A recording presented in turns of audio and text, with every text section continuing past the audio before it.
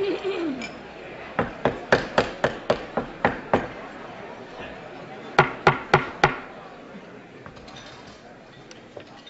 afternoon, and welcome to the National Press Club.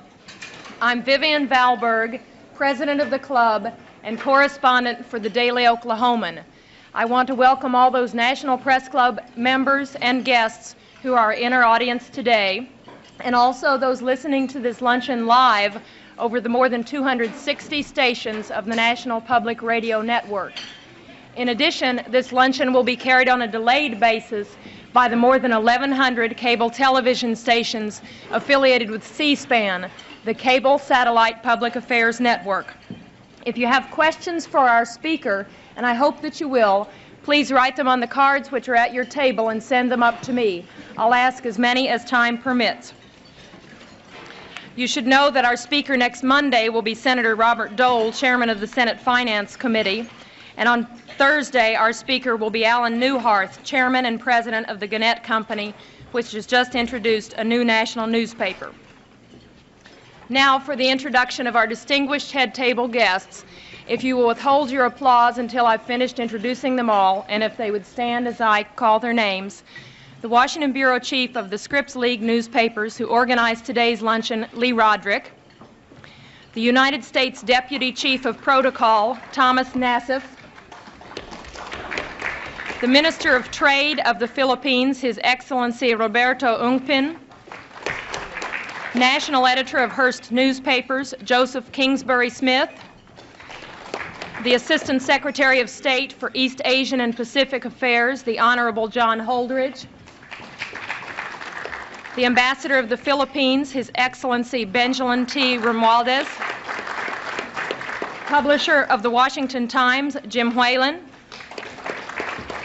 The Minister of Information of the Philippines, His Excellency Gregoria Sindanya. United Press International Diplomatic Correspondent Jim Anderson. United States Senator from Hawaii, the Honorable Daniel K. Inouye. Prime Minister of the Philippines, His Excellency Cesar Virata. From Crane Communications, the Chairman of the National Press Club Speakers Committee, Stanley Cohen. The Minister of Foreign Affairs of the Philippines, His Excellency Carlos Romulo, I'm sorry.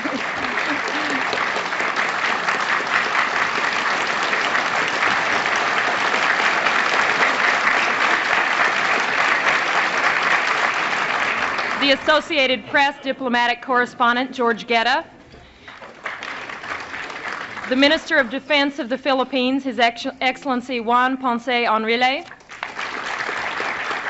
American Ambassador to the Philippines, the Honorable Michael Armacost. President of the National Press Club of the Philippines, Ben Rodriguez. Assistant General Counsel, International Affairs of the Treasury Department, Russell Monk. And the Chicago Tribune Diplomatic Correspondent, John McLean.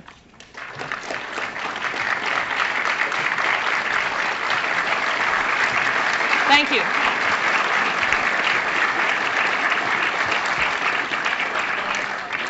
Our speaker today is the President of the Philippines, Ferdinand Marcos. It has been 16 years since President Marcos came to the United States on an official visit, and 16 years since we first welcomed him to our podium at the National Press Club. When he appeared before us then, he had just been elected president of the former American colony, which became an independent nation in 1946. We knew Marcos was a war hero. He got so many medals in World War II that when the young Major Marcos met four-star General Omar Bradley, the general saluted him. We also knew he was a persuasive fellow. How else could he have managed to get his wife, who is known to be strong and bright, to marry him after they'd known each other for only 11 days? And we knew he was experienced in overcoming political adversity. After all, the first case Mr. Marcos ever won as a lawyer was when he successfully defended himself from prison against a charge of murdering a political opponent of his father. The president of the press club at that time, Win Booth, remarked at the great warmth of the greeting Mr. Marcos received in 1966 and said, and I quote, "Your very presence reminds us that you and your great people are the faithful allies of our country in time of trouble. And that, sir, is something the American people and the men and women assembled in this room are not about to forget," end quote. But much has happened in those 16 years. In the interim, Mr. Marcos declared martial law, or what he called constitutional authoritarianism, and did not lift it for 11 years. There have been charges of corruption, abuses of human rights, and political repression, and recently the Archbishop of Manila called openly for him to resign. But through it all, Mr. Marcos has remained president, and this week, President Reagan warmly welcomed him, stressing the many common ties between the two countries. The New York Times recently said, quote, "In a country that is deeply sensitive to style, Ferdinand Marcos has it, and it has allowed him to take the sweeping actions that in essence converted the nation from an ill-functioning, raucous but free democracy into his personal fief and seemingly permanent possession," end quote. President Marcos comes to us today as the head of a nation with a long friendship with the United States, a nation considered crucial to America's defense strategies in Asia. We are eager to hear what Mr. Marcos has to say. It's my pleasure to present to you Ferdinand Marcos, President of the Philippines.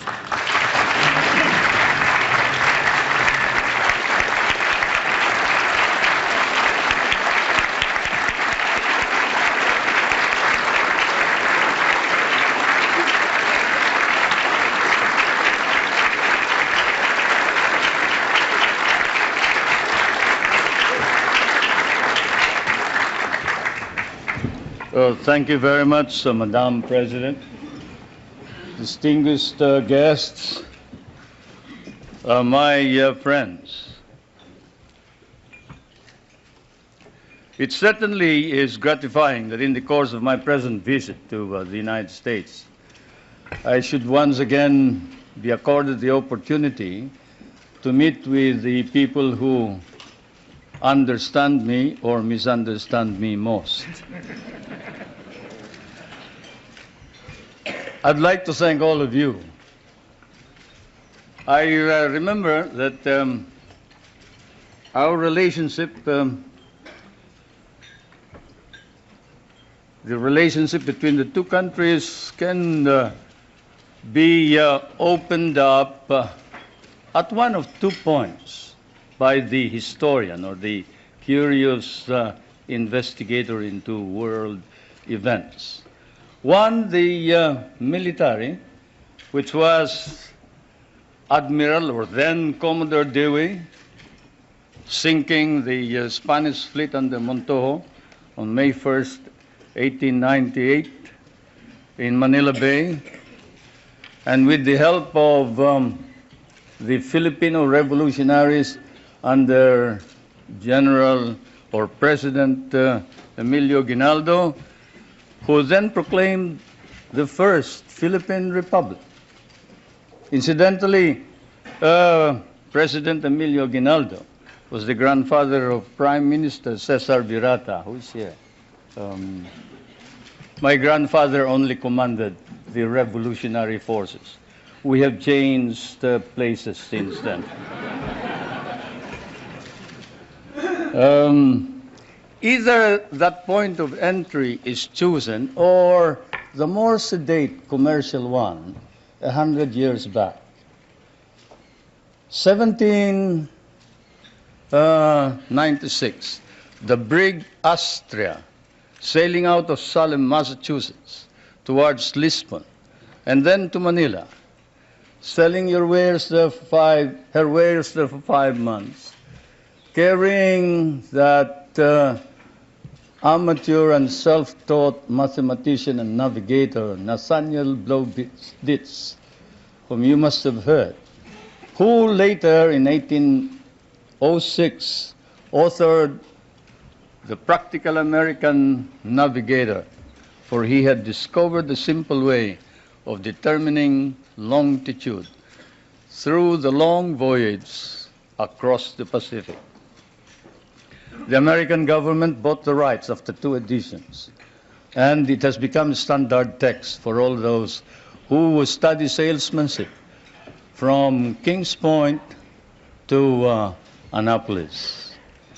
Either way, It has been dramatic and historic, and it was always to be so. There was always extreme on both sides, enmity, if not enmity, extreme friendship, a relationship of love, hate. And this is my fate and destiny. I thank you all for this privilege and this honor. It may be said that an official journal like mine ought always to visit with this press association, for, as someone once observed correctly, the American press is, of course, the fourth branch of government in this country. And then also it is well to remember that the so-called solicitude with which Americans regard developments in the Philippines is perhaps now more pronounced than in the devoted reportage by the American press on our country. This keen of the American interest of the American press notwithstanding, there is, I fear, some confusion in this country of what is happening in the Philippines today. It has been one of the shocks I encountered while preparing for my present journey, and also upon arrival here in Washington, to read in one of your outstanding papers a statement to the effect that the Philippines is still under military rule, which it is not, and that there is no civil government. Such misstatements, whether intended or otherwise, conveniently merge with more accurate reporting about the true situation in the country, resulting in much confusion and misimpressions about our country, require clarification. So perhaps I should begin by stating first a few basic facts about our country without too much embroidery. The Philippines is a republican state with a duly elected government at national and community level. We have a national constitution duly drafted by a constitutional convention elected and convened in 1970 and duly ratified by our people in 1973. Under that constitution, ours is a modified form of presidential government with a National Assembly constituted by assemblymen elected by regions in 1978 and a president directly elected by the people in 1981. Legislative power is vested in that National Assembly, while the executive power is vested in the president. And the party in power, the party that won the most number of members in this National Assembly, choose the leader of the legislature, and the leader is the Prime Minister, and he's no other than Prime Minister Cesar Virata.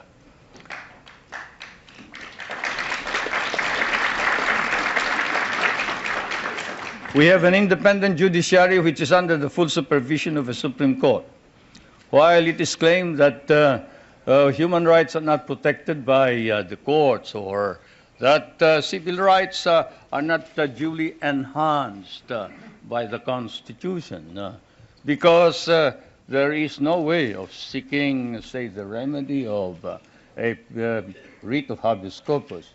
The truth of the matter is anyone can petition for a writ of habeas corpus in the Philippines. In fact, all those who have been apprehended as having brought in hundreds and hundreds of firearms bought from the PLO and other sources, and who have bragged openly in the television when they are caught that they were the leaders of these rebel groups, and who later changed their tone on the advice of their lawyers, went to the Supreme Court and were able to obtain an order from the Supreme Court for the Philippine government to bring the bodies of these people before the Supreme Court, which we did.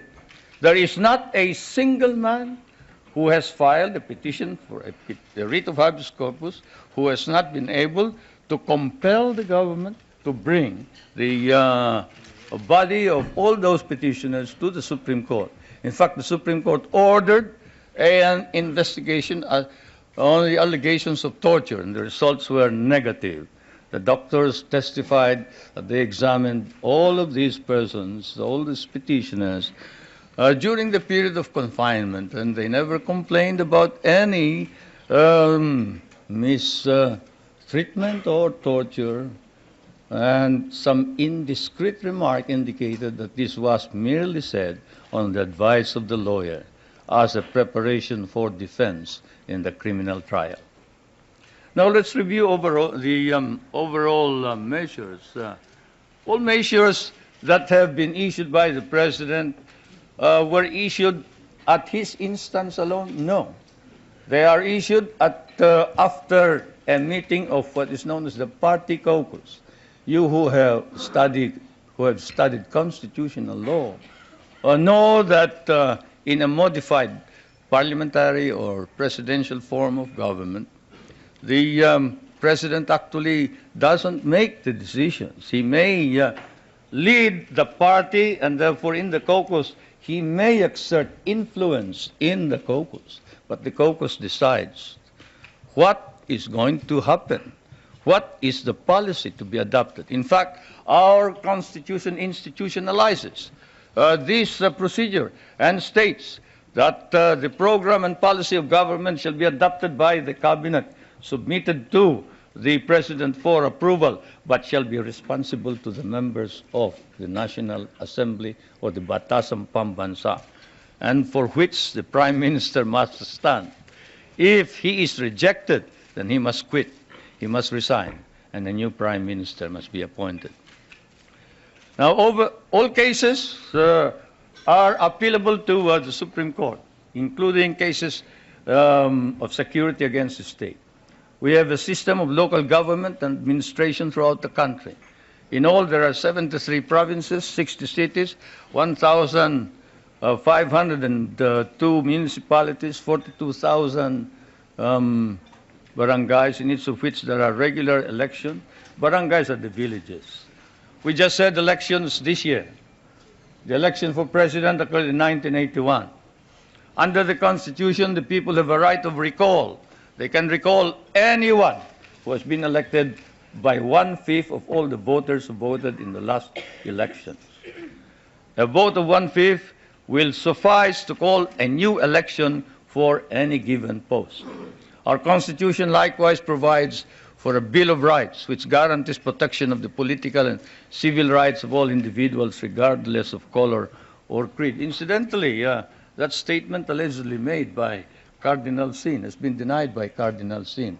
I was surprised that you haven't heard about it. This just goes to prove that there is some time lag when you move towards the West.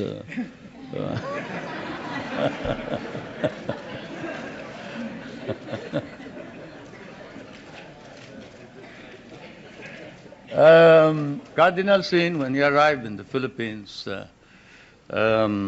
appeared before some of our friends and said, look, there is no quarrel between the church and state, and the church and state are separate. I have no intention of intervening in political affairs. I have not stated that the president should resign. That's his business. That's the business of the people.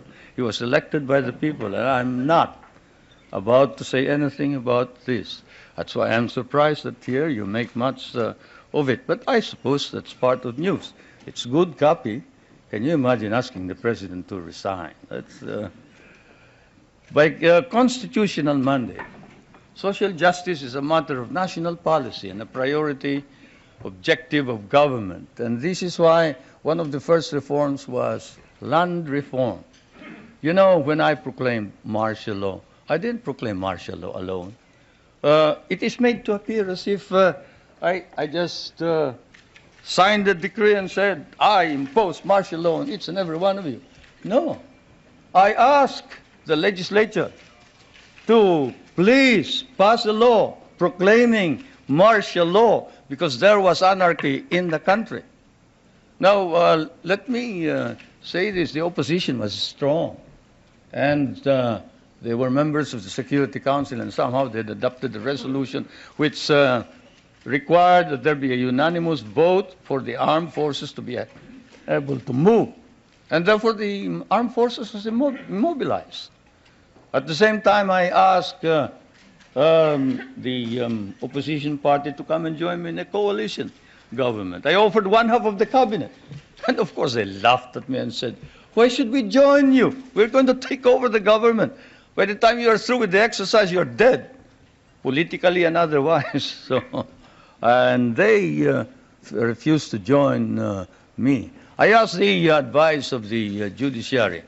I asked the Supreme Court justices, the Court of Appeals justices, and the members of the private sector. And all of them told me there's only one man who can proclaim martial law, and that is the president. And you are it. You are the only one who can proclaim martial law. This is why I must carry this particular mark in our history. I could not have transferred it to the legislature. Why? Because the legislature did not have the power. What does the Constitution provide? The President shall be the Commander-in-Chief of the Armed Forces of the Philippines, and he may order the armed forces out to quell any disorder, riot, rebellion, invasion, insurrection, and in case of invasion, insurrection, rebellion, or imminent danger thereof, when the public safety requires it, he may suspend the privilege of the writ of habeas corpus or proclaim martial law throughout the Philippines or any part thereof. What does that provision provide? It provides that only the President can proclaim martial law. I repeat, that is why I had to assume responsibility. And I am not one for shirking duty. The people said there was necessity for proclaiming martial law. And the people said, you are the only official who can proclaim martial law. So I proclaimed martial law. And I sincerely believed that it was necessary to proclaim martial law to install order and stability, because there was complete anarchy throughout the country at the time. Now, therefore, at that particular period, what was the status of our government? Our government was immobilized, impotent. The armed forces could not move out. The industry was not at all in any way moving. There was no income coming into government. Everybody was running away. They burned the U.S. Partly burned the U.S. embassy, tried to burn it anyway. They tried to kidnap the American ambassador. American ambassador was Byroad, Ambassador Byroad. And they tried to kidnap our foreign minister, Romulo, whom you just saw today. And I told him, you better disappear because I will not ransom you.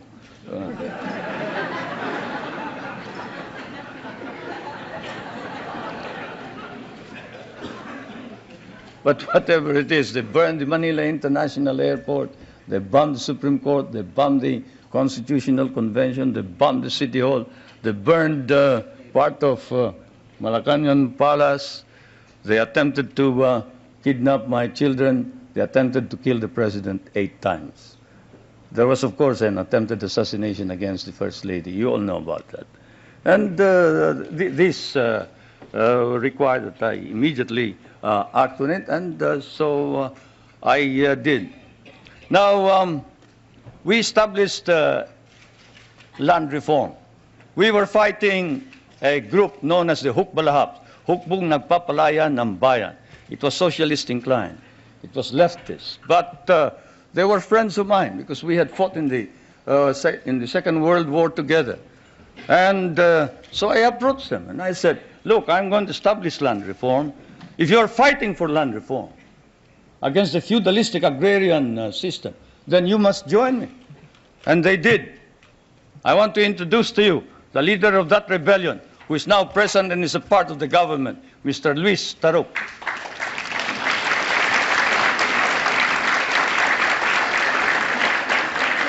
He is a member of the National Assembly. The one reason why he ran to the hills, according to him, was he was elected as a member of the old legislature and he was not recognized as such. He and the others. Now I want to introduce to you another leader of the Free Farmers Federation, which is also composed of farmers who wanted reform. but who are fighting for reform, but who are now joining in the effort to establish political stability and economic prosperity throughout the country, and who was Dean of the College of Law of the University of Ateneo, but abandoned his deanship in order that he may join in the effort to attain the noble mission of this new society. I refer to National Assemblyman Jerry Montemayor,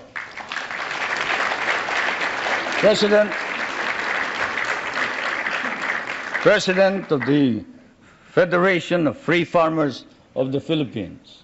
I would like to introduce also to you a young man who was very active against the government in 1972 and who paraded around the streets raising the flag of the Communist Party and organized the Kabataan Makabayan, which is the red organization of the youth.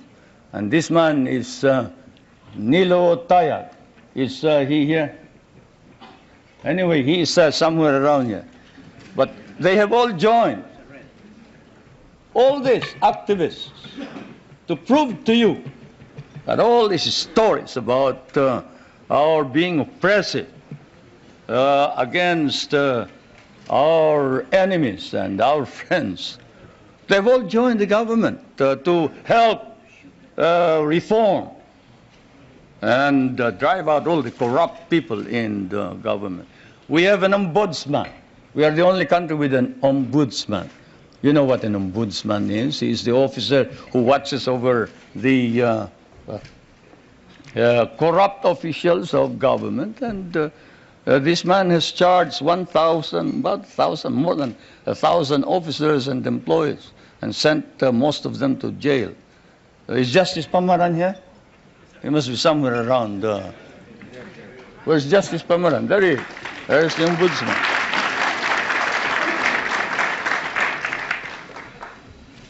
And we have not deprived anybody of private property. On the contrary, while we are a free enterprise society, we have an egalitarian base. We recognize private property, encourage private initiative. Our Constitution explicitly recognizes the importance of developing the national economy and protecting the patrimony of the nation. In line with this, a National Economic and Development Authority has been created for the purpose of planning and coordinating economic development plans. I chair that Economic Development Commissioner. Now, I did not come all the way here to recite these basic facts to you, but it is best that we wrote this at once they form an important background of understanding the developments in my country. Relations between the United States and the Philippines now span, I'd say 84 years if you mark the Battle of Manila Bay, 184 years perhaps if you mark the brig Salem, from Salem, which when it returned to Salem brought back hides, indigo, lumber, pepper, and paid 24,000 in tariff duties. Many things don't change, not even tariff duties. Anyway, the trade between our countries is covered by a trade agreement. The military and security matters are covered by 3 agreements. Those agreements are, and I will now ask our friends in my staff to distribute these agreements to you, or as many as can receive them.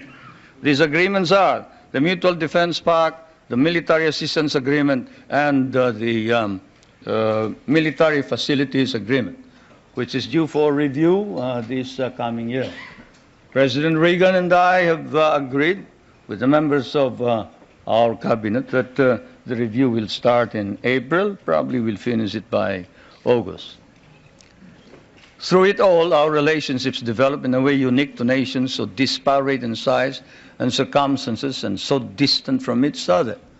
The directions which American colonization took in the Philippines in the political, economic, and military, cultural spheres were such that for us, relations with the United States would remain crucial for a while. It is said that language is the greatest conveyor of culture. If that be so, if that wise man who said that is right, then your language has certainly conveyed to my country your culture. And this is why the relationship between our countries is something undefined.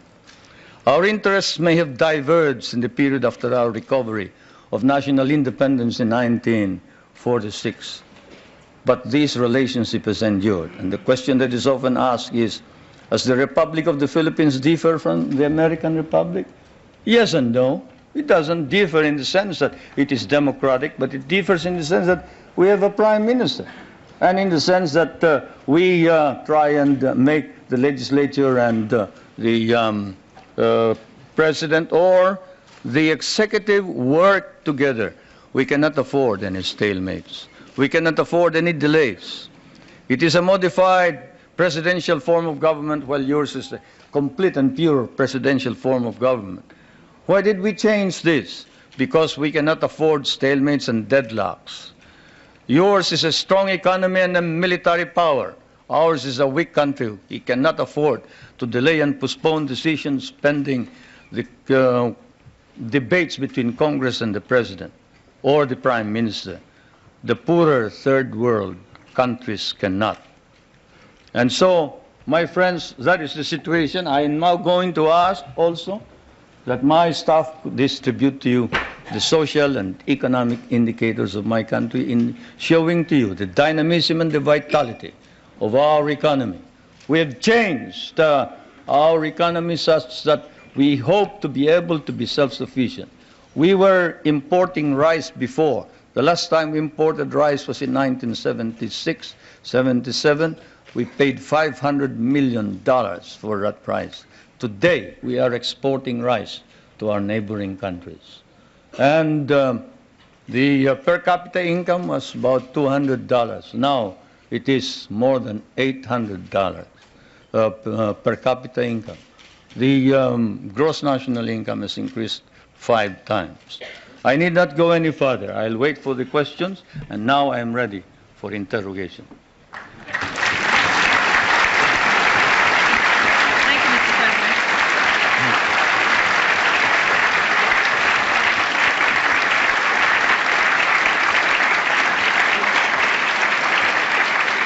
Thank you, Mr. President. Please give us details on your meeting with President Reagan. Did you seek any firm commitments? Did you get them? Well, a firm commitment as to when we are going to review the basis, yes. A firm commitment that a mechanism be set for the study of our economic problems, yes. Because, as you know, the reason we have a deficit in our balance of payments is the commodity prices went down because of your domestic deflationary policies, your interest rates. But all of this can be worked out, and so it has been agreed. Secretary Reagan of the Treasury is going to meet with our foreign minister, who is also prime minister, regularly. The next meeting is next November, I think. So we have worked that out. The national security matters will be worked out by the defense minister. The 2 defense ministers are also meeting in November. Those are the specific ones. We have also entered into a tax agreement and air agreement. This afternoon, tomorrow, there will be some kind of agricultural agreement. As you know, we have one of the most modern and biggest concentration of agricultural and natural scientists in Asia. This is in Los Baños, the University of the Philippines. And we have biogenetics, we have plant engineering, we have, name it. You remember that the International Rice and Research Institute is based there, and that it was the one that produced the new type of rice which produced the rice green revolution. And we help your scientists produce the corn that can fight mildew. When your scientists could not produce it, we did. That center is going to be developed. We are also hoping to be able to exchange technology on non-conventional energy and other matters. It has been reported that your government will seek $2 billion in rent from the U.S. for the Philippine bases. Is this an accurate report? No, it is not. We have never talked about figures. Louder and clearer. We can understand the question. The question was, is it correct that we have demanded $2 billion in the rent? The answer is no. We haven't quoted any figure. What we have asked is this. We want a study. What is it that is necessary in order that we can perform our job? You and I know that if the Philippines is attacked, the United States is not necessarily bound to immediately react because the provision of the Mutual Defense Pact is that you will immediately take steps as is necessary to meet the contingency in accordance with your constitutional processes. What does that mean? That means that you go to the Senate and the House of Representatives. What does that mean? That means delay while we are dying there.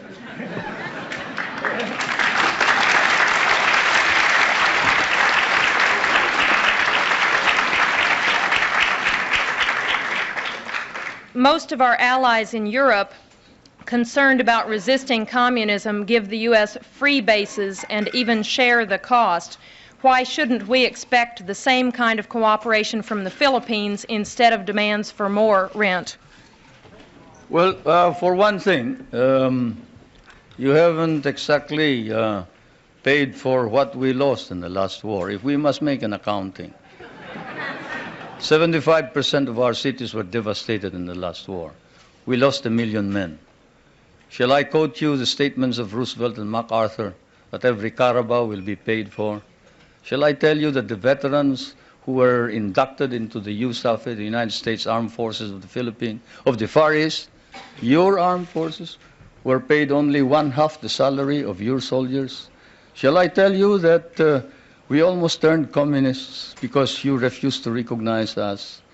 Shall I tell you that I had a difficult time stopping my guerrillas, 25,000 of them from joining the communists, because precisely you sort of forgot that we had done the fighting for you, you know, and we were parts of your armed forces. But in fairness to the American Congress, when we came here and we called attention to the fact that we had been abandoned and forgotten, they themselves in outrage immediately passed a law recognizing the services of the Filipino and reinstating them as parts of the United States Armed Forces in the Far East, including back pay and benefits. That, Madam President, is the answer, in addition to the fact that those people that you are talking about have been making money at the expense of the United States for quite a long time, while we have not.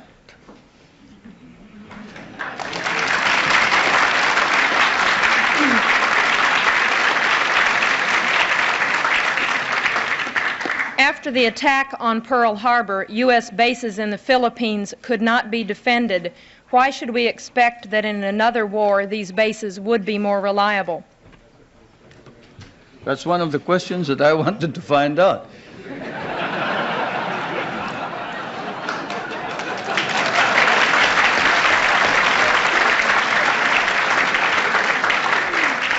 If you're going to run out on us anyway, you better let us know now.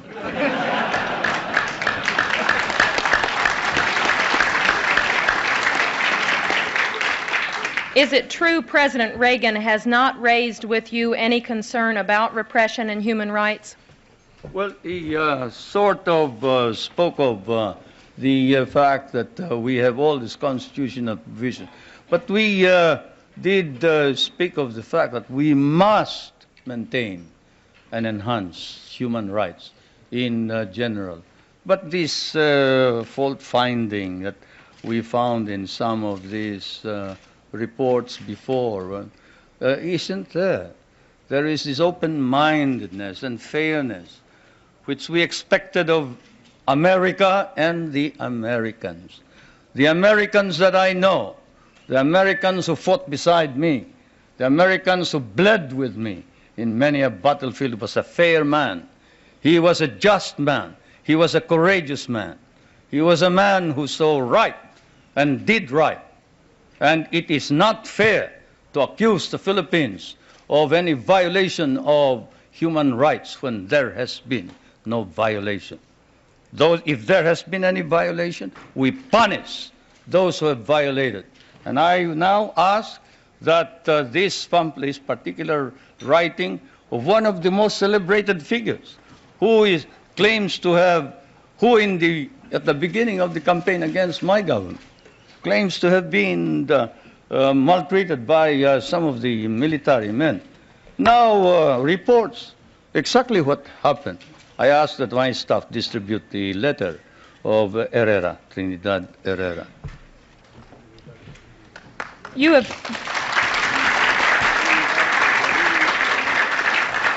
have indicated that the allegations about political repression and human rights are overblown.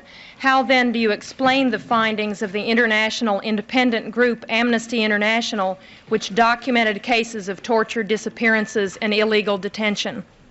Well, I'll tell you that the Amnesty International has never come to the Philippines.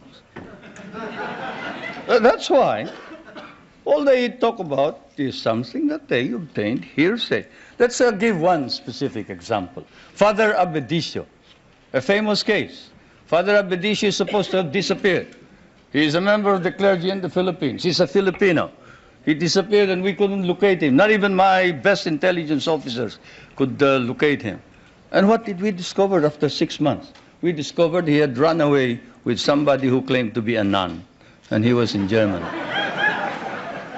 How do you like that? And we got blamed for it. We got blamed for it. That's it. That's how the Amnesty International has been reporting all this thing. This questioner says, I have been in Manila and talked with both Filipino and U.S. businessmen. They say the Philippines are the most corrupt nation in the Association of Southeast Asian Nations, and that your wife's nickname is Miss 10%. Will you comment? They must mistake us for another nation. He must have been living in the bar. Because I can tell you, there is this man, Justice Pamaran, whom I just introduced to you. He is the ombudsman. You who know what an ombudsman is, knows exactly what he can do. He doesn't wait for evidence, any rumor whatsoever, and he investigates it. You talk about my wife. Not that I would like to defend her. She can defend herself any time. She's quite capable. But perhaps that statement was said of another First Lady, not my wife. Certainly not my wife. Perhaps I can tell you that the property of the Marcoses has been brought into a blind trust. And not a 2020 blind trust either. It's a real blind trust. And we don't know exactly how that blind trust operates the property. The only property that we have control of are two or three houses, one in the province of Ilocos Norte, no, two. Two in the province of Leyte and one in Manila, 5. Then the schooling for the children up to possibly a doctorate. Beyond that, all income goes into the Marcos Foundation, which is the foundation that embraces all property. Do you think that if there was any corruption by the Marcos family, that we can maintain the present prestige and leadership of the Marcoses in the Philippines? What do you think the Filipinos are? They are a very literate people, Literacy in the Philippines has increased up to 90% nationwide, and in Manila it is 100% literacy. And if there was any indication whatsoever of any of these corruption that you talk about, and whoever said that sounds like he has been in the wrong company. Probably the guys that he was working with may have been engaged in corruption. I'd like to know who they are. Then we'll go after them. But I can assure you, if any public official engages in corruption, he will land in jail. That is definite. What do you say to critics who say your health is poor and you won't be around very long, but your wife may be? Anybody want to try me in the ring?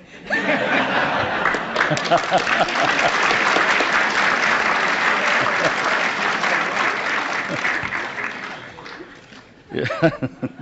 That's ridiculous. I refuse to answer questions like that.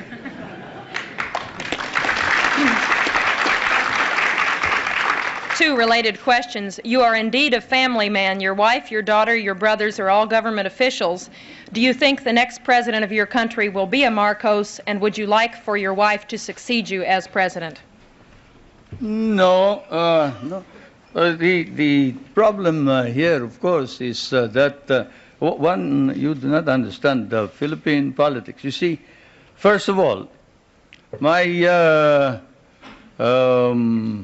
my brother, did you say my brother was governor? Government officials. My brother volunteered his services for Medicare. Did you want him to withdraw his voluntary services as a medical officer? He is serving our country practically free, abandoned a very profitable medical career in order to serve what we have as Medicare, which is your Medicaid, no? Yes. He is not a government official by any means. This is a voluntary organization. My wife was elected. He was elected because the candidates wanted to include him, to include her. They wanted somebody to carry them. Minister Romulo will tell you that without the support of the governor, who happens to be well liked by the people of Manila, they probably wouldn't have won in the last elections. It's just a matter of helping out in the political campaign. My daughter is the voluntary head of a group of village leaders. That is not a political organization. That's not a government organization. This is an association of young kids who are organized in order that they can help each other. Kabataan Barangay. And I am surprised that you hold it against these young kids, that they get together so they can play football, they can encourage sports, they can encourage people, the young kids, from going into drugs.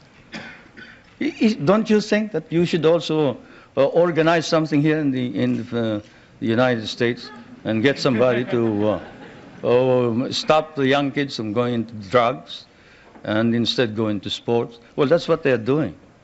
Now, with respect to the other officials, the question, of course, doesn't specify. Let me put it this way. As I told you, our government is a caucus government, consensus. When the consensus of the party demanded that I appoint the First Lady as a member of the Executive Committee, I had an agreement with them, and that is that she would not become President or Prime Minister. At the beginning, even Prime Minister Cesar Virata was for the First Lady becoming Prime Minister. But the First Lady and I stood our ground, and we nominated the Prime Minister Virata instead. Now, is that the action of anybody who is preparing to take over as a dynasty? Now, my other daughter, well, she is in Pennsylvania. She's studying voice culture, and she is in anthropology. I don't see what connection that has with politics. Mr. President, your opponents say this trip is costing between $5 million and $20 million. What is the budget for your trip? It's ridiculous. My cabinet is spending only a very minuscule part of that. If there are any people who have joined this group, they are on their own. I'm sorry to say. They're on their own. Do you believe the United States now has a consistent, understandable policy toward the Philippines and East Asia? Shouldn't you ask that of the United States leaders, not me? But as far as I'm concerned, yes, insofar as we can understand.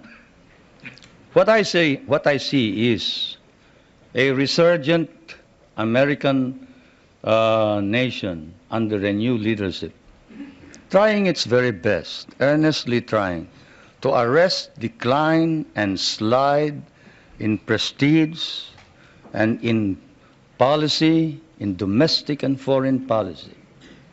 That is what we see from the outside. There is an earnest effort to prevent drift and confusion. Now, we would like to encourage that because among the small nations, there's no possibility of any progress so long as there is instability throughout the world. And so, as I said last night, what I see now, 16 years after my last visit, actually my last visit was when I came to participate in the memorial services of President Eisenhower in 1969, not 1966, 1969. And but what I see here is while in the past America was in the dark, and there were doubts and misgivings. There were fears that you were tiring, you were weary, you doubted your own strength, you didn't know where you were going. But now there is hope, and the phenomenon is what we see is an America emerging out of the shadows. It's still partly in the shadows, but it's trying to emerge. And certainly under the leadership of President Reagan, it's trying to organize an integrated, understandable foreign policy. And that's what we see.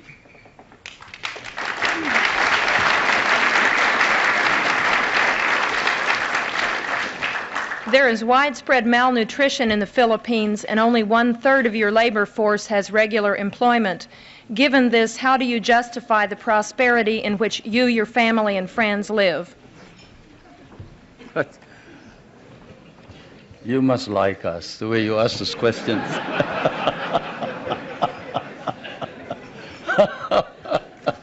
Anyway, I don't know where you get your figures, but the unemployment figure in the Philippines is 4%. I don't know what's yours.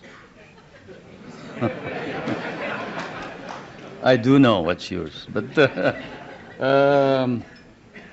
have you heard of the KKK, not the Ku Klux Klan, but we have a program which harnesses the energies of those who are half employed, like those who are in the farms. You see, those who wait for the coconuts to fall or who plant rice are partly employed. And so we allow them to engage in what we call small, medium-scale industries, contract work. Where, in what country do you see, say, a boot block? A boot block. Go to a rural bank and say, look, I used to borrow money from this usurious lender here. I borrow 5 pesos in the morning, I have to pay him 6 pesos in the afternoon. Can't you lend me 50 pesos now and I will repay you later on? I have no collateral, I am unknown. I live in the streets. And in what country will you see the rural bank lend this bootblack money after looking at his shoeshine stand and gathering all the other shoeshine boys and putting them to work and getting them to repay this indebtedness, not in a week, but perhaps even in a day? Or fishermen who live a hand-to-mouth existence. Even here, in your prosperous United States, can a poor fisherman go to a bank and borrow money on his name, on his signature? He cannot. But here in the Philippines, he can. A poor fisherman can go to the bank and say, look, I live in so-and-so, and the chairman of my village can certify that I am a poor fisherman. And I would like to organize a group. Can you lend us 5,000 so I can buy a motor, I can buy a net, I can buy a small boat, and we can improve our earnings. And under our laws, we have set aside funds which then are lent out. And we have been able to lend out about 1,200 million pesos under this scheme, and they have been repaid. They have been repaid, and that's the worst part about it, isn't it? Many people don't believe it, but they have been repaid. And so we have a situation where the work ethic has been encouraged. We tell everybody, you don't plant rice, you don't eat rice. You don't work, you don't get anything. But you work. We'll give you the wherewithal. We'll give you the funds. We'll teach you how to work if necessary. And we will see to it that we will sell your products. That's what's happening in the countryside. Not all this talk about corruption and this ridiculous statements about people in government enriching themselves. When you have activists like Luis Taruk and Jerry Montemayor and Nilo Tayag and these men who were ready to kill the president, but who now says that the reforms that are being instituted are for the good and welfare of the country, you don't engage in any of this foolishness that you talk about. No, everybody is sincere and earnest about making our democracy work. And I can tell you that whoever has told you about these unwholesome observations about the Philippines better come back to the Philippines. I'll pay for your trip so you can see what's actually happening. Thank you, Mr. President. Before I ask our final question, I want to present you with a certificate of appreciation for appearing once again at the National Press Club and with an updated version of the National Press Club necktie. Thank you.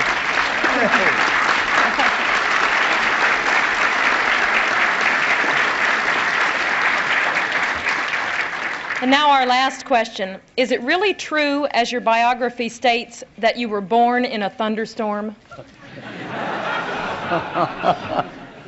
How should I know? But my mother says so, yes. My mother says so, and I guess if you can't believe your mother, whom will you believe, huh? Thank you very much. If you'll please stay seated until the official party is out of the room. Thank you.